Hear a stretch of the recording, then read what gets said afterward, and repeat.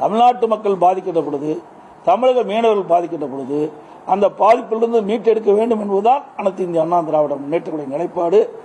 ஆக இப்படி தேசிய கட்சிகள்லாம் இன்றைக்கு மாநிலத்தை புறக்கணிக்கின்ற காரணத்தினால்தான், மாநில உரிமைகள் பறிக்கப்படுகின்ற காலத்தில் தான் இன்றைய தினம் அனைத்து இந்திய அண்ணா திராவிட முன்னேற்ற கழகம் கூட்டணியிலிருந்து விலகி தனித்து போட்டியிடுகின்றது. வெள்ளத்தால் பாதிக்கப்பட்டதுக்கு போதிய நிதி ஒதுக்கப்படல. இன்னொன்னு தொடர்ச்சியாக தமிழகத்தை பாஜக புறக்கணித்துள்ளது அப்படின்ற ஒரு குற்றச்சாட்டுலாம் தொடர்ச்சியாக நடைபெறுது. இந்த நிலையில ஒரு 8 முறை தேர்தலுக்காக மட்டும் இப்ப மோடி அவர்கள் வந்திருக்காரு. அதை எப்படி பாருங்க? அதாங்க நான் சொன்ன, அடிக்கடி தமிழ்நாட்டுக்கு வந்து சென்றதனால் எந்த பயனும் கிடையாது. நாடாளுமன்ற தேர்தல் முன்னிட்டு மத்திய அமைச்சர்கள் பல பேர் தமிழகத்துக்கு வந்து சென்றிருக்கிறார்கள். இவரெல்லாம் ஏற்கனவே தமிழகத்துக்கு வந்து சென்ற பொழுது ஒவ்வொரு அமைச்சரும், ஒவ்வொரு மத்திய அமைச்சரும் தங்கள் துறையில் ஏதாவது ஒரு திட்டத்தை எங்கே துவக்கி வைத்து சென்றிருந்தால் உண்மையிலேயே தமிழ்நாடு வளர்ச்சி பெற்றிருக்கும். அதிலெல்லாம் கவனம் செலுத்தாமல் வாக்குகளை மட்டும் குறிவைத்து இன்றைக்கு வருகின்றது, வேதனை அளிக்கின்றது. இதனால் எந்த நன்மையும் தமிழகத்துக்கு கிடைக்கப் போவதில்லை.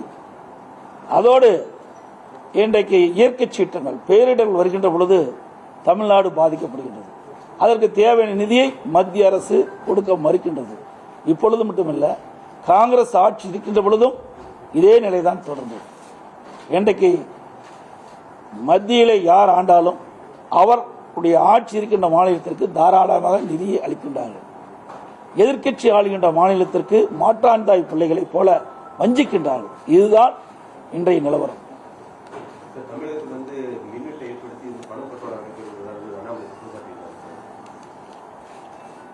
இன்றைக்கு தமிழகத்தினுடைய மின் உற்பத்தி இன்றைய தேவைக்கு போதுமானதாக இல்லை. அதை மாநில அரசு மின் உற்பத்திக்கு தனி கவனம் செலுத்த வேண்டும்.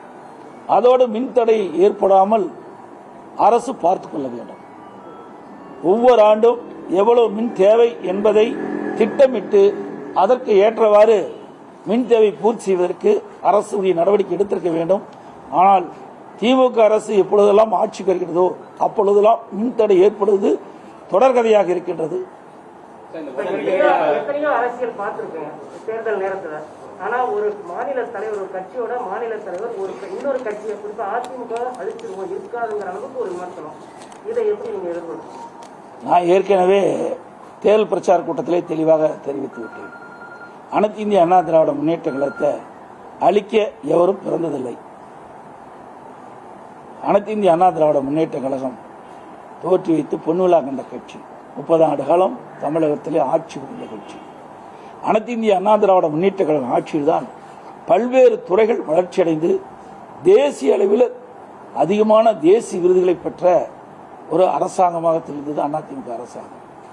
அனைத்து இந்திய அண்ணா திராவிட முன்னேற்ற கட்சி என்ற ஒரு கட்சி இருந்த காரணத்தினால்தான் இன்றைக்கு ஏழைகளுக்கு ஏராளமான திட்டங்கள் நேரடியாக இல்லம் போய் சென்று கொண்டிருக்கின்றன.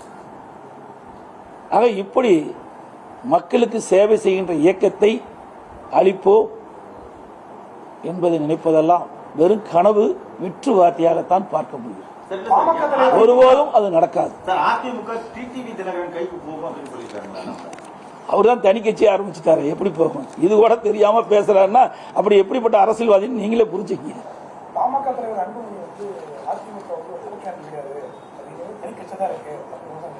என்னங்க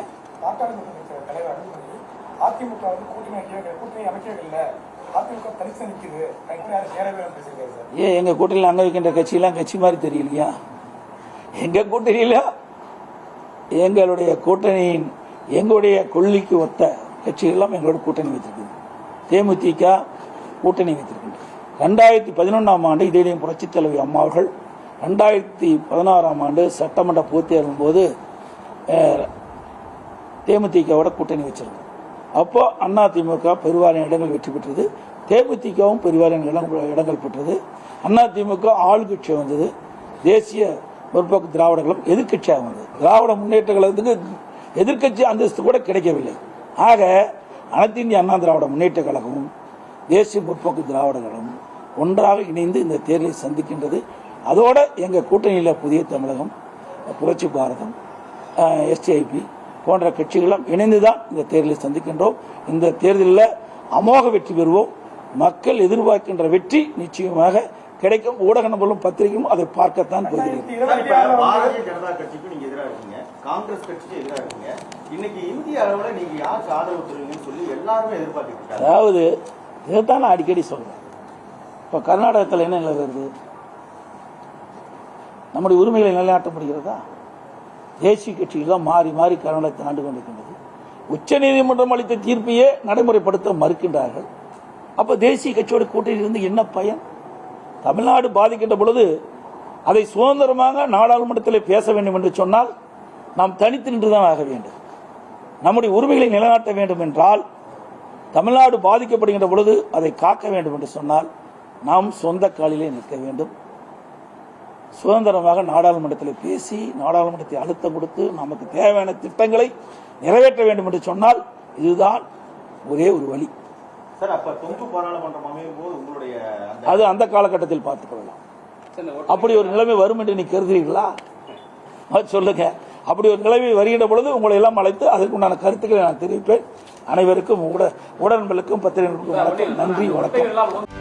செய்திகளை உடனுக்குடனும் துல்லியமாகவும் தெரிந்து கொள்ள சப்ஸ்கிரைப் பண்ணுங்க.